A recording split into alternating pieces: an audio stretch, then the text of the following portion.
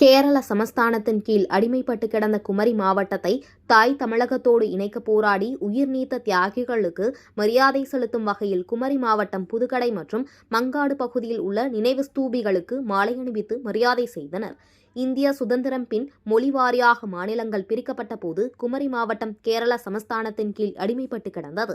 இதனால் குமரி மாவட்ட விடுதலைக்காக மார்சல் நேசமணி உள்ளிட்ட தலைவர்கள் பல கட்ட போராட்டங்களை முன்னெடுத்து குமரி மாவட்டம் தாய் தமிழகத்தோடு இணைக்க வேண்டும் என்ற கோரிக்கையை முன்னெடுத்து வந்தனர். அதற்காக நடைபெற்ற போராட்டங்களின் போது ஏராளமானோர் துப்பாக்கி சூட்டினால் தங்களது உயிரை தியாகம் செய்தனர்.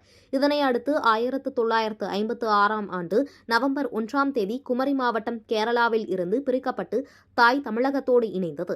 இந்த ஆண்டு குமரி மாவட்டம் தாய் தமிழகத்தோடு இணைந்து 70 ஆண்டுகள் எட்டியதைத் தொடர்ந்து மாவட்ட விடுதலைக்காக போராடி உயிர்நீத்த தியாகிகளை நினைவு கூறும் வகையில் புதுக்கடை, மங்காடு, மார்த்தாண்டம் பகுதிகளில் நிறுவப்பட்டுள்ள நினைவு ஸ்தூபிகளுக்கு அரசியல் தலைவர்கள் மாலை அணிவித்து மரியாதை செலுத்தினர். இதனைத் தொடர்ந்து செய்தியாளர்களை சந்தித்த காங்கிரஸ் சட்டமன்ற குழு தலைவர் ராஜேஷ்குமார், பீகார் தொழிலாளர்கள் தமிழகத்தில் பாதிக்கப்படுவதாக பிரதமர் மோடி கூறியது பொய் என்றும், பீகார் தொழிலாளர்கள் இங்கு பாதுகாப்பாக உள்ளனர் என்றும் தொழிலாளர் அமைப்பு கூட அதை ஒத்துக்கொண்டு அறிக்கை வெளியிடப்பட்டுள்ளது.